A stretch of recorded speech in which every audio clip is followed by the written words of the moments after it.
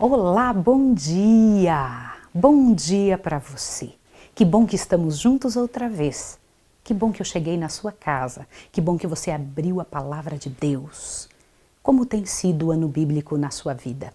Ontem eu te fiz essa pergunta e eu queria que você pensasse, porque não existe como a palavra de Deus entrar numa vida, entrar numa casa e não causar transformações.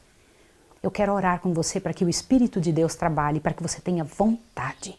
E a gente tem que pedir isso a Deus. Senhor, me dá vontade de buscar a Tua palavra. Eu vou orar com você agora. Vamos orar. Santo Deus e amado Pai, louvado seja o Teu nome, porque o Senhor nos deu a palavra, porque o Senhor permitiu que fosse registrada a história, exatamente aquilo que precisamos para dar certo o Teu trabalho nessa terra. Eu te peço que nos abençoe agora ao estudarmos mais esta parte do que se passou, para que estejamos de sobreaviso, pensando no que pode acontecer conosco também. Em nome de Jesus. Amém. O seu programa Tocha está começando.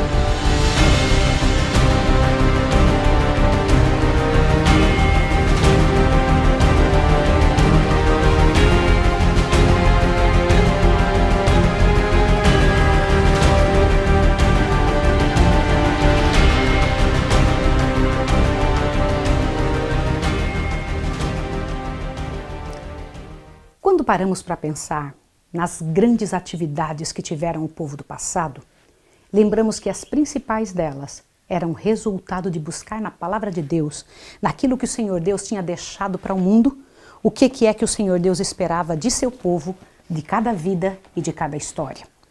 No livro de Atos, capítulo 8, eu quero ler para você algo interessante que aconteceu aqui com Pedro, tá? Quando ele encontrou alguém que estava vendendo o trabalho de Deus. Olha o que está escrito em Atos 8, verso 20. Pedro, porém, lhe disse: o teu dinheiro seja contigo para a perdição, porque pensaste que o dom de Deus se alcança por dinheiro. Por que é tão importante falar sobre isso?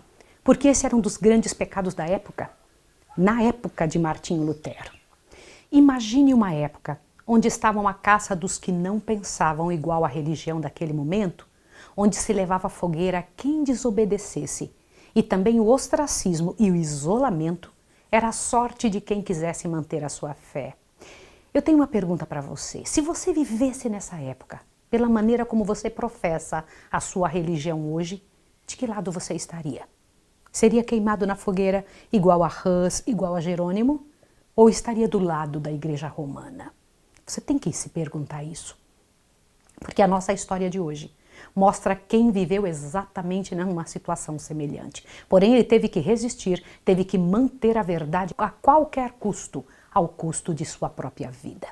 Martinho Lutero foi o mais destacado entre os que foram chamados para dirigir a Igreja das Trevas para a sua maravilhosa luz. Nascido em uma cidadezinha pequena na Alemanha, Lutero tinha pais simples, porém muito dedicados. De honestidade ímpar, passaram ao filho um posicionamento de firmeza em tudo que podia. Lutero não tinha outro tempo na vida a não ser o de Deus e não se baseava em outro fundamento a não ser o das Escrituras Sagradas. Ali era, na palavra de Deus, o seu alicerce, o seu foco. Os pais tinham passado essa impressão para ele e essa impressão tinha calado fundo no coração de Lutero. As Escrituras Sagradas, dadas por Deus, poderiam efetuar por meio dele uma grande obra de reforma e esclarecimento para o mundo todo. Eis a influência de um bom lar. Um lar onde se ama Jesus e onde se respeita o Senhor. De origem simples e pobre, pais camponeses, mineiros, ganhava cada dia vida para alimentação diária. Os planos dos pais eram que ele fosse um advogado, mas Deus pensou em algo maior para Lutero. Deus o levou a ser um dos maiores defensores da verdade que o mundo já teve notícias. Martinho Lutero, nosso grande herói. Eu vou ler para você uma parte do que o Senhor Deus diz aqui no livro Grande Conflito. Eu estou lendo a primeira página mesmo, já é o segundo parágrafo, tá? Diz assim, o capítulo 7. Dificuldades, privações e severa disciplina foram a escola na qual a sabedoria infinita preparou Lutero para a importante missão de sua vida. O pai de Lutero era um homem de espírito forte e ativo, de grande força de caráter, honesto, resoluto e correto. Era fiel às suas convicções de dever, fossem quais fossem as consequências. Seu genuíno bom senso levava-o a considerar com desconfiança a organização monástica. Ficou muito desgostoso quando Lutero, sem o seu consentimento, entrou para o convento, só se reconciliando com o filho passados 2 anos, e mesmo então suas opiniões permaneceram as mesmas. Interessante saber isso. O pai de Lutero orava sempre em voz alta para que o filho ouvisse e percebesse o temor de Deus nas palavras do pai e o encomendava aos céus para que seu filho pudesse contribuir de alguma forma para o avanço da verdade no mundo. Assim eram os pais de Lutero. Todas as vantagens para a cultura moral e intelectual que sua vida laborial permitiam eram aproveitadas para desenvolver neles uma vida piedosa. Assim era com todos os irmãos de Lutero. Às vezes, essa firmeza e força de caráter dos pais era exercida de maneira excessiva, mas Lutero achava como uma parte importante de sua educação e preparo para a sua vida. Nunca se viu Lutero de nenhuma maneira incomodado, revoltado ou chateado pela maneira como os pais o tratavam. Ele teve dificuldade na escola primária, onde foi rudemente tratado, e pela pobreza dos pais, teve que ganhar o pão de cada dia cantando nas ruas e muitas vezes passava fome. Eu, quando paro para pensar na vida desses homens, eu fico pensando na minha. O Senhor Deus nunca nos permitiu passar por uma situação semelhante. Eles passaram por privações de verdade. Lutero tinha mente desassossegada com as superstições que a igreja tinha ensinado a ele.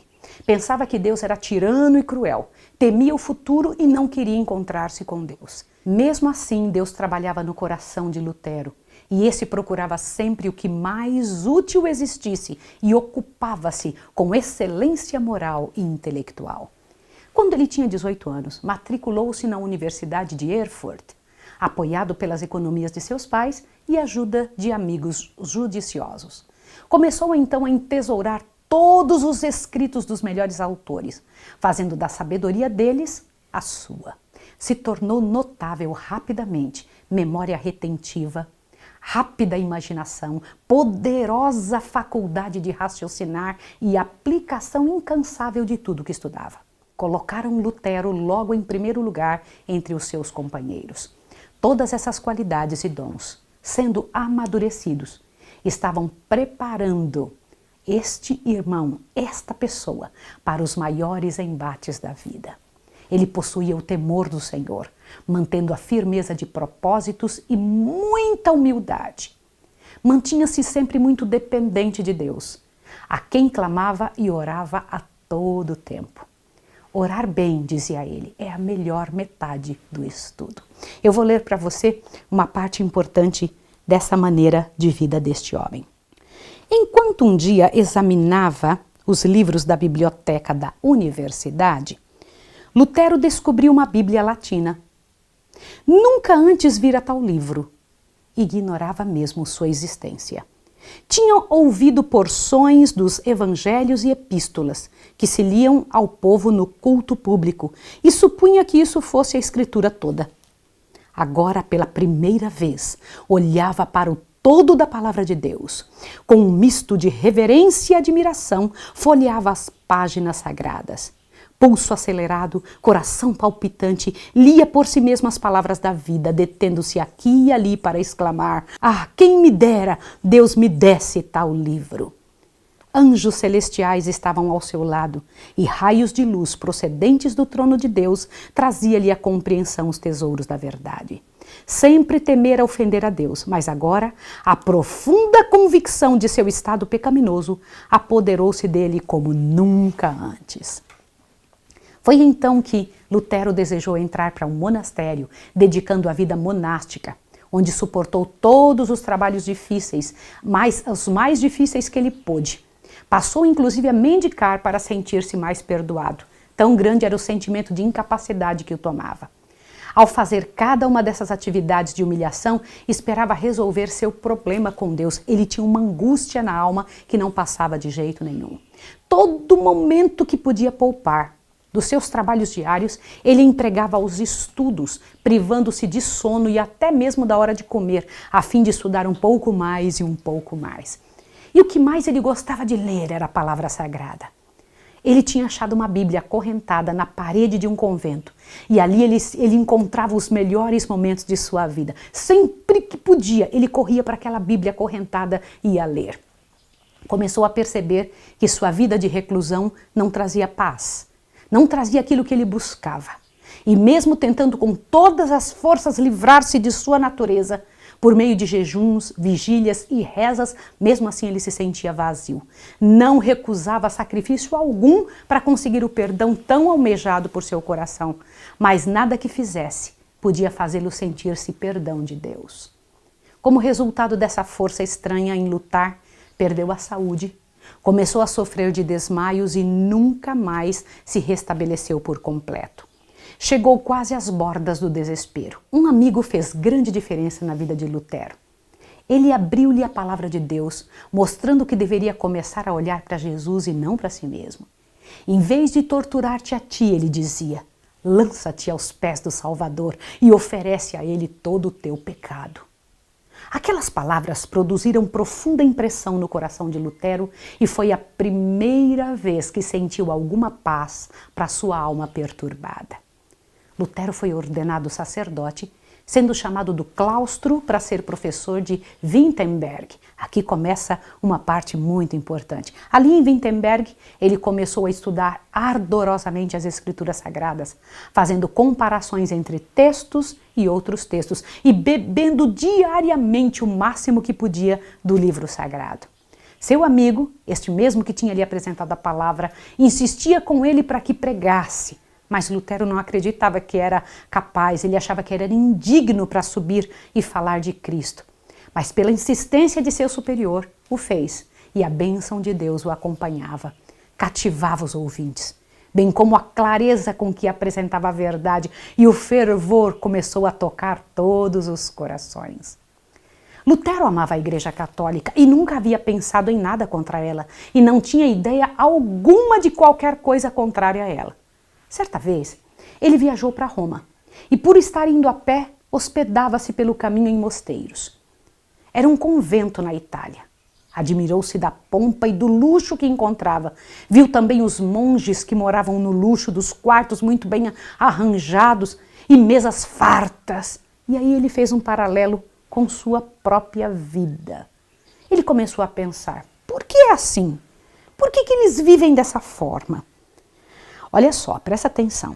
Contemplou à distância a cidade das 7 colinas. Guarda, por favor, esta frase. A cidade das 7 colinas. Presta atenção. Com profunda humilhação e emoção, prostrou-se ao solo exclamando, Santa Roma, eu te saúdo.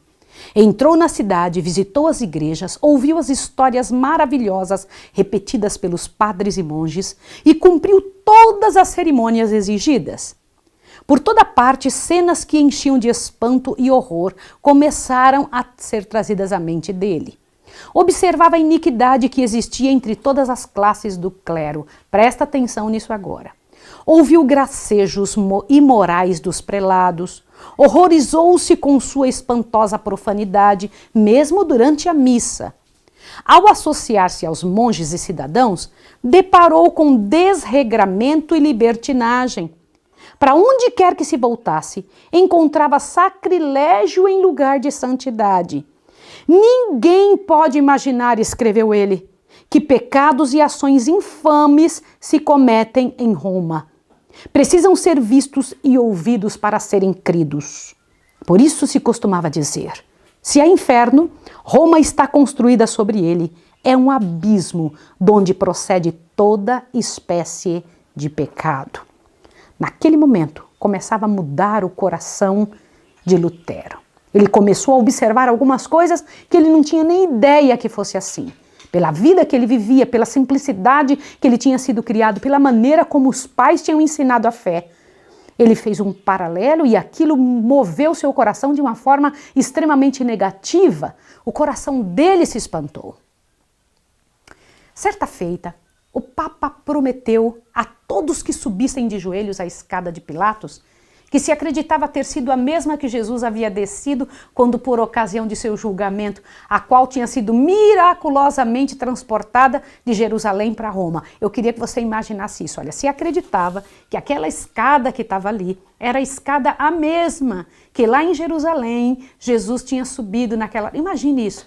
E o Papa dizia que as pessoas que se ajoelhassem ali, que fossem sofrendo, subindo aquela escada, então teria todos os seus pecados perdoados. Então Lutero também foi. E enquanto estava ajoelhado e sofrendo, uma voz semelhante a um trovão lhe soou aos ouvidos com o seguinte texto: o justo viverá pela fé. Ele deu então um salto, virou as costas a Roma e aquele momento foi determinante para o rompimento e afastamento com todo o contato com a igreja papal. Imagine, esse é um ponto importante da vida dele. Quando voltou a Roma, recebeu o grau de doutor em teologia pela faculdade de Wittenberg. Tinha tempo então para estudar como nunca a palavra de Deus. Fez voto de estudar todos os dias e pregá-la com todo fervor. Agora, ele era um arauto da Bíblia e sentia a responsabilidade de dizer ao povo que eles deveriam receber somente o que a palavra de Deus autorizasse. E essas eram as palavras que feriam profundamente a supremacia papal e continham o princípio vital da reforma. Qual é o princípio vital da reforma? Deixa eu comentar com você. O princípio vital da reforma é que cada pessoa tem que pensar por si mesma, tem que fazer da Bíblia a base de sua fé, da sua compreensão a respeito de Deus, e não o que um homem estiver falando. Lutero entendia o perigo de colocar qualquer palavra humana que fosse acima da Bíblia e procurava desviar os ouvidos dos seus ouvintes dos ensinos dos filósofos e teólogos para as verdades claras da Bíblia.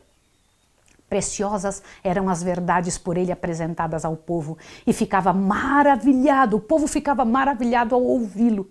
Queriam ouvir cantar da graça imerecida, sendo doada livremente por Jesus e o seu sangue expiatório. Acendeu-se uma luz em Wittenberg que deveria iluminar a todas as regiões do mundo até o tempo do fim. Mas como sempre, a luz e as trevas não se combinam. E lembrando do que Jesus disse, não vim trazer paz à terra, e sim espada, logo Roma colocou os olhos sobre Lutero e tentou tapar os ouvidos do povo. Certa feita, Lutero disse: o Senhor Deus não me guia, Ele me impele, Ele me arrebata. A igreja de Roma mercadejava e vendia as multidões. O que é isso? Mercadejar e vender. Vender o quê?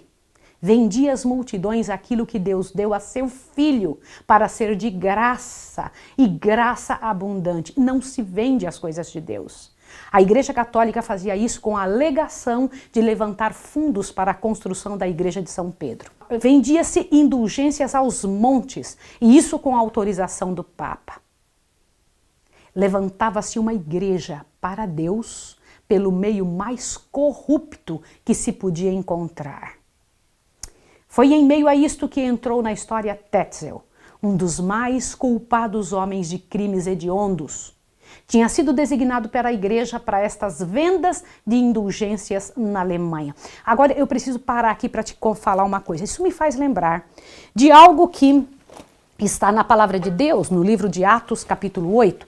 Você se lembra que quando Pedro vinha trabalhando para o Evangelho de Cristo, alguém estava vendendo o dom de Deus. Olha o que foi que Pedro tinha dito. Por favor, observe aqui, Atos capítulo 8, verso 20. Pedro, porém, lhe disse: o teu dinheiro seja contigo para a perdição, porque pensaste que o dom de Deus se alcança por dinheiro. Olha só, tu não tens parte nem sorte nesse ministério, porque o teu coração não é reto diante de Deus. Irmãos, quando eu paro para pensar nisso, porque a Bíblia é contrário a esse tipo de ideia de vender o que Deus deu de graça.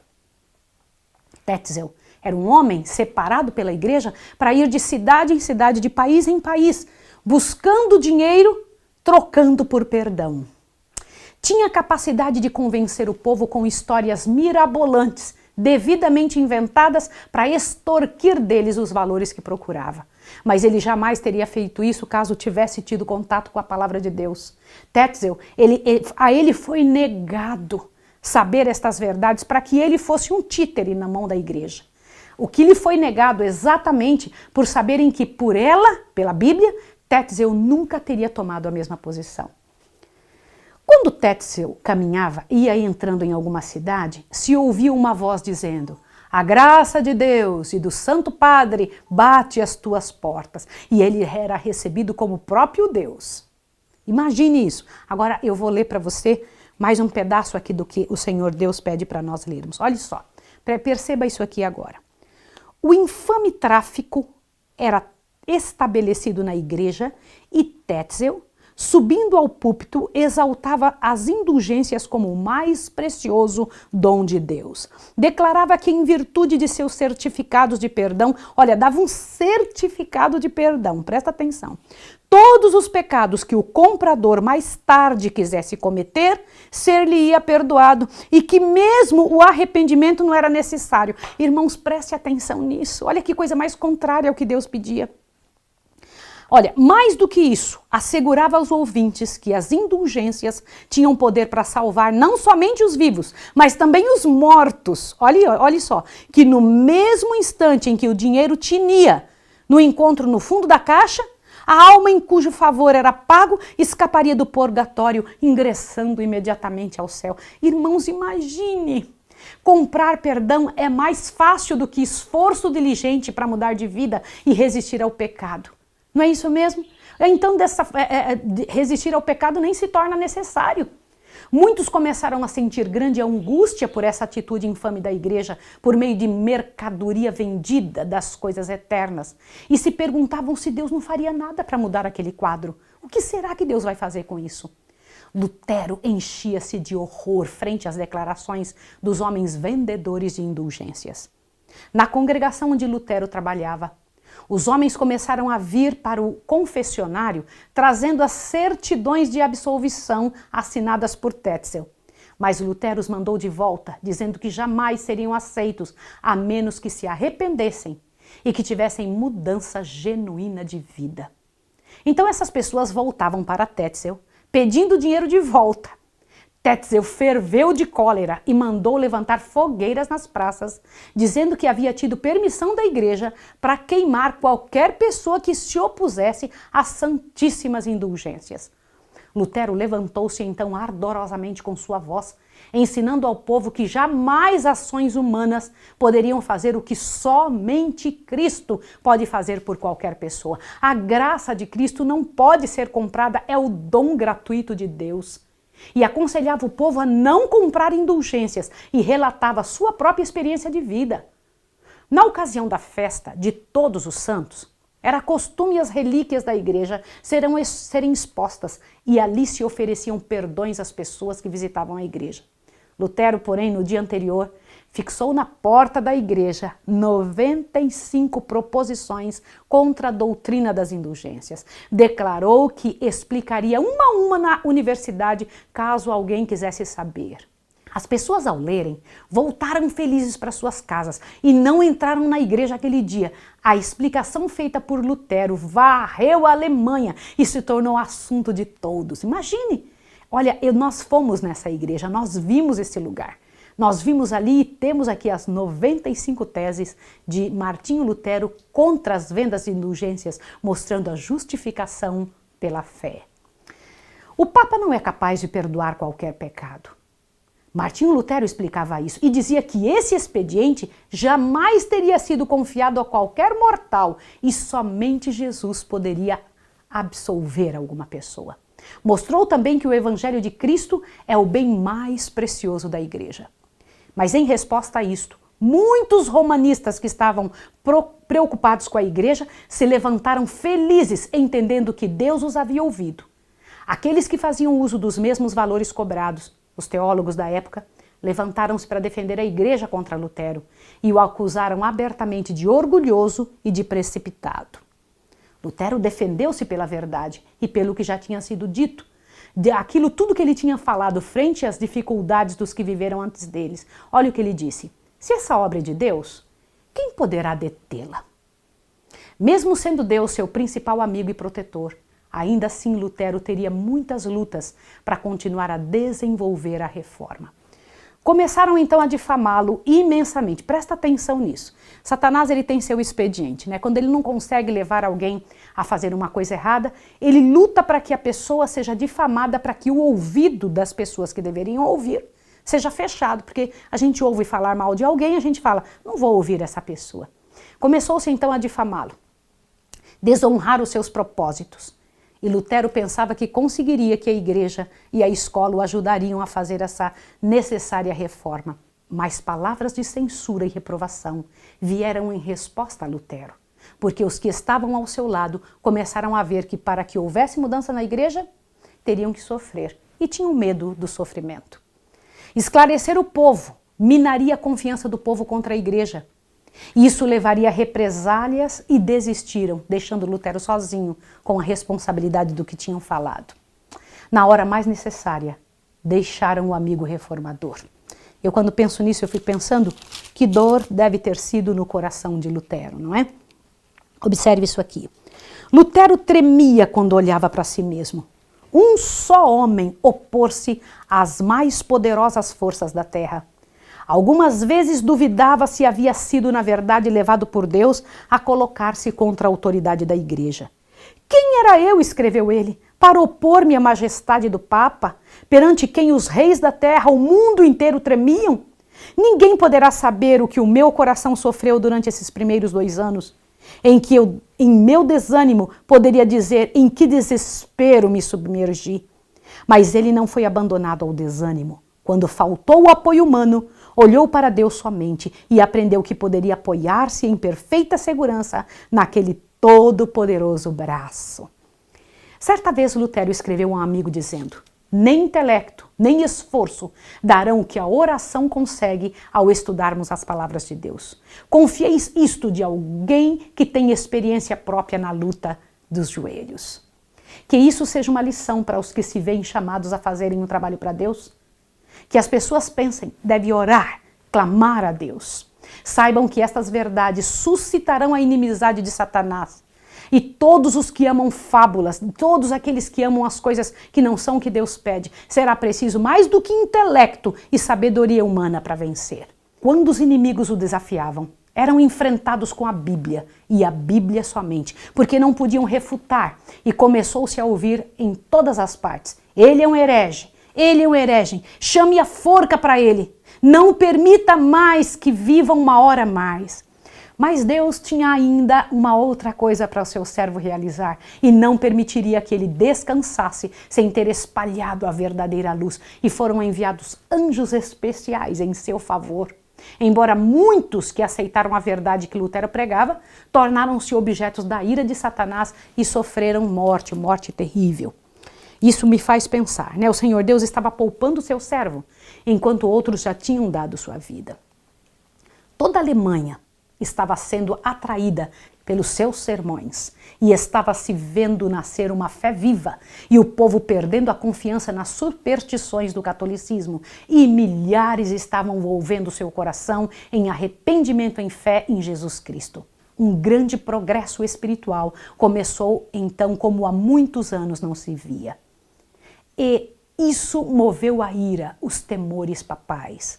e Lutero foi chamado a responder em Roma, acusado de heresia, o que encheu de terror os amigos da verdade, e temiam que Lutero fosse ao local que estava embriagado com o sangue dos santos, e exigiram que Lutero fosse interrogado na Alemanha mesmo. Compreendeu isso? As pessoas estavam com medo. Você vai exatamente no local onde se está embriagado com o sangue dos santos? Fique aqui mesmo, aqui na Alemanha. Assim se fez. Mas os que vieram em nome do Papa já tinham ordem de reconhecê-lo como herege e levaram o poder para excomungá-lo, banir e amaldiçoar qualquer pessoa que estivesse ligado a ele. Não pense que é de se brincar. Olhe bem, então quer dizer que eles já tinham tudo pronto? Eu vou ler mais um pedaço para você. Aqui se patenteia o verdadeiro espírito do papado. Nenhum indício dos princípios cristãos ou mesmo de justiça comum se pode notar no documento todo. Lutero estava a grande distância de Roma. Não tivera oportunidade de explicar ou defender sua atitude. No entanto, antes que seu caso fosse investigado, fora sumariamente declarado herege e no mesmo dia exortado, acusado, julgado e condenado. E tudo isso por aquele que se intitulava Santo Pai, a única autoridade suprema, infalível na Igreja ou no Estado. Nesse dia em que Lutero precisava tanto de ajuda, Deus mandou Melanchthon a Wittenberg, que se tornou amigo e confidente de Lutero. Sua amabilidade e capacidade intelectual, bem como seu compromisso com as coisas de Deus, timidez e resolução de caráter, trouxe um brilho especial aos trabalhos de Lutero e então ganhou a confiança do povo nesse momento. Augsburgo foi o local escolhido para o processo e o reformador seguiu a pé para essa viagem. A viagem que ele seguiu até lá, embora se espalhava a ideia de que seria preso pelo caminho, e todas as ameaças não o faziam parar, mesmo que seus amigos o aconselhassem para fugir e esperar um pouco em algum lugar secreto. A resposta de Lutero era: sou como Jeremias, e já conseguiram acabar com a minha reputação, mas não o farão com minha alma. Permanecerei. E todos que quiserem defender a verdade podem esperar a morte a cada momento. Que resposta, né? A notícia da chegada de Lutero em Augsburgo deram grande alegria aos enviados do Papa e tensionavam levá-lo a renunciar com lisonjas e com amabilidade. Mas eles não sabiam o caráter do reformador e tiveram que ouvir Lutero usar a Bíblia para provar cada questão. Pediu para deixar escrito cada palavra e o fez.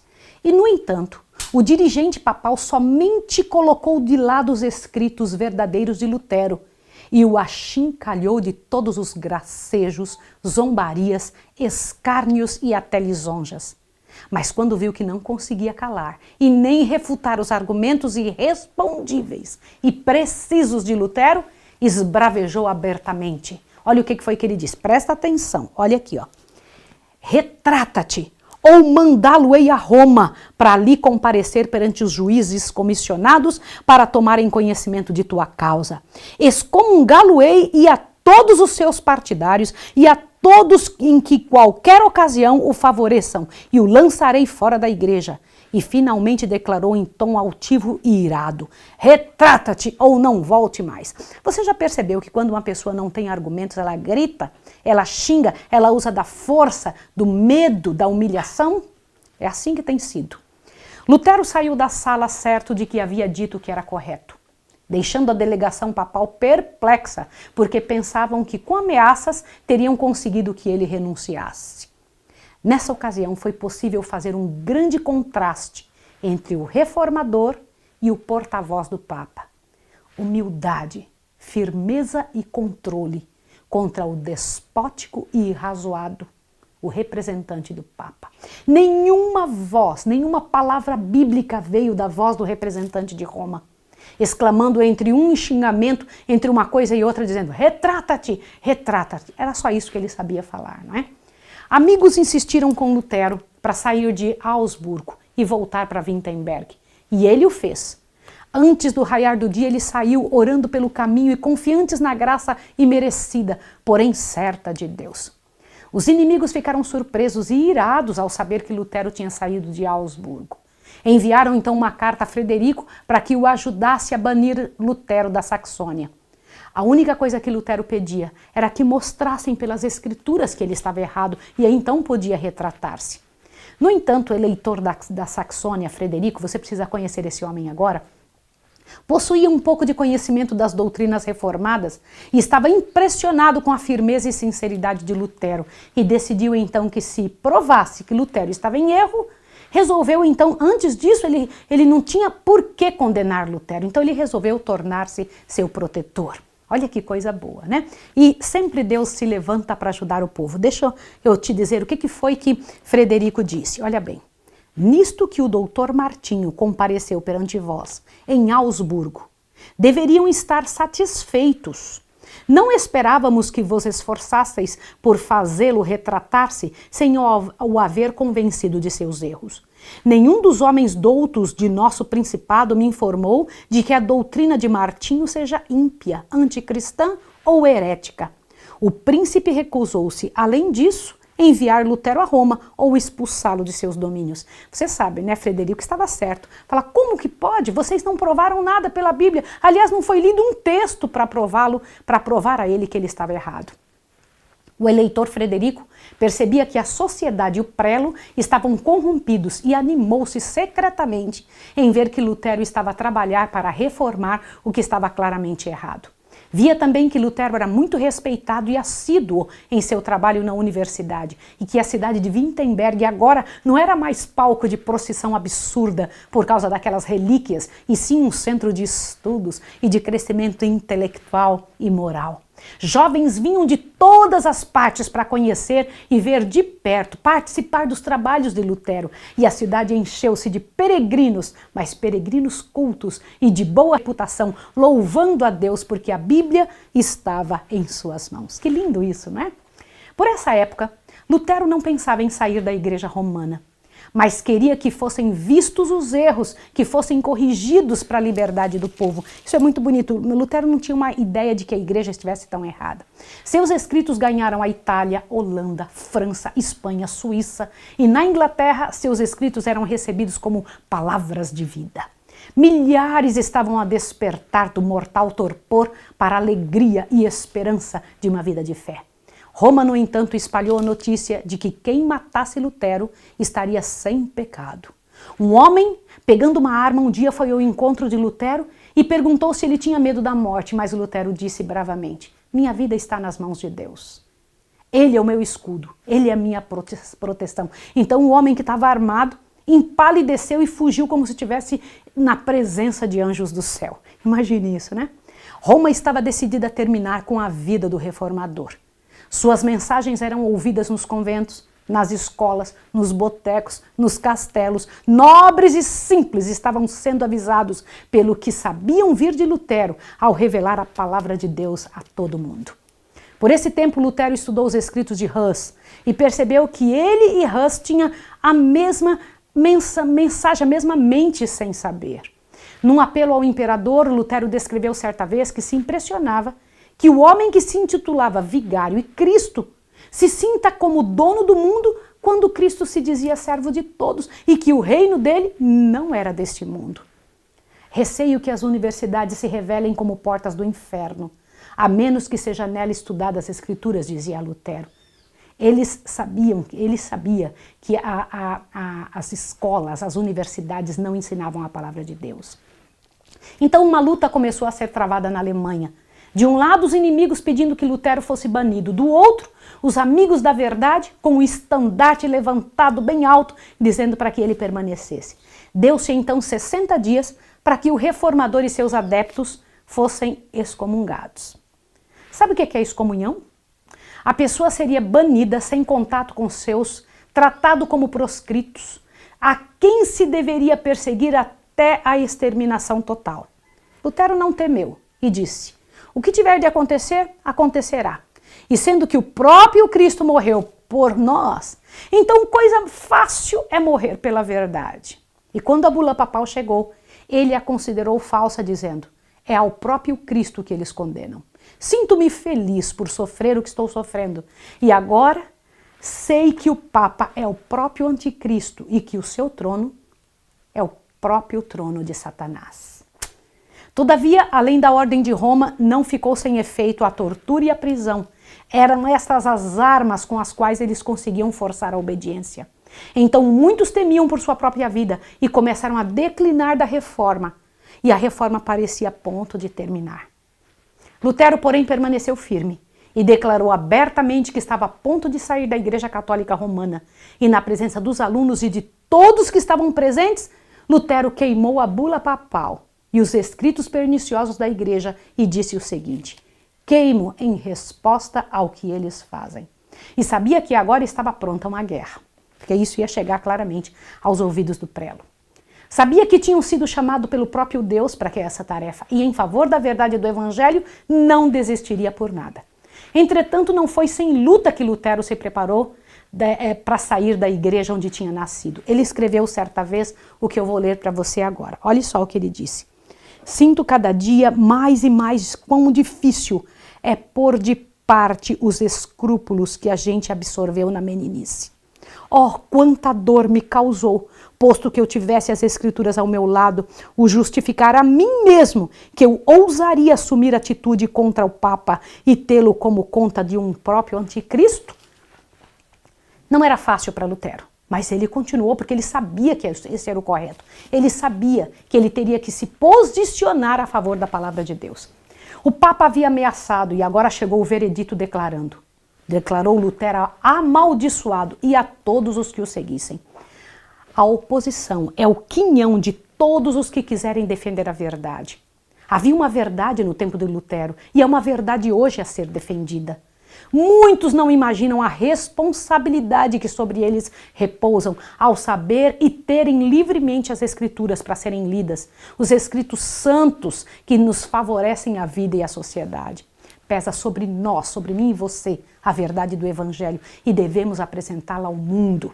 Você sabe por que isso é tão importante? Por favor, leia isso aqui. Os que apresentam a verdade para este tempo não devem esperar ser recebidos com mais favor do que foram os primeiros reformadores. O grande conflito entre a verdade e o erro, entre Cristo e Satanás, há de aumentar em intensidade até o final da história deste mundo. Presta atenção nisso aqui que eu vou dizer para você agora. Jesus disse, não é o servo maior que o seu senhor. Lembre-se que o que fizeram ao seu senhor. Ele disse, se a mim me perseguiram, também perseguirão a vós. E se guardarem a minha palavra, guardarão também a palavra de vocês. Preste atenção nisso.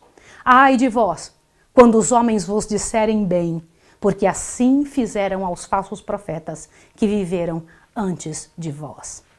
O espírito do mundo não está hoje em harmonia com o espírito de Cristo, mais do que esteve nos primitivos tempos. E os que pregam a palavra de Deus em sua pureza não serão recebidos agora com mais favor do que foram naquele tempo. As maneiras de oposição à verdade podem até mudar. A inimizade pode ser menos manifesta porque hoje é mais arguta. Mas o mesmo antagonismo ainda existe e se manifestará até o final dos tempos. Naturalmente, meus irmãos queridos, devemos parar para pensar que o que aconteceu com os nossos heróis acontecerá conosco também. E qual será a sua posição? Não está longe o dia em que novamente fogueiras serão acesas. Novamente você será apertado como foi o nosso herói. E eu também. Precisamos hoje estar firmes diante do Senhor dos Exércitos. Isso só é possível pelo mesmo método que Martinho Lutero teve e usou. A oração, a busca do Senhor. Eu quero orar com você agora. Querido Deus e amado Pai, em nome de Jesus, Senhor, ao Senhor deixar escrito cada uma destas informações para o nosso conhecimento, o Senhor está nos preparando, dizendo e mostrando qual é a posição da Igreja Romana. Ensina-nos, ó Pai, a tomar uma providência, uma maneira de agir frente a isso e que estejamos, em nome de Jesus, prontos para esta hora. Em nome de Jesus, eu te entrego esta pessoa, a mim mesma. Amém, Senhor. Que Deus abençoe você e até o próximo estudo, que será o estudo número 8, o poder triunfante da verdade. Um abraço para você e que o Senhor Deus te encha de poder e de graça. Até o próximo estudo.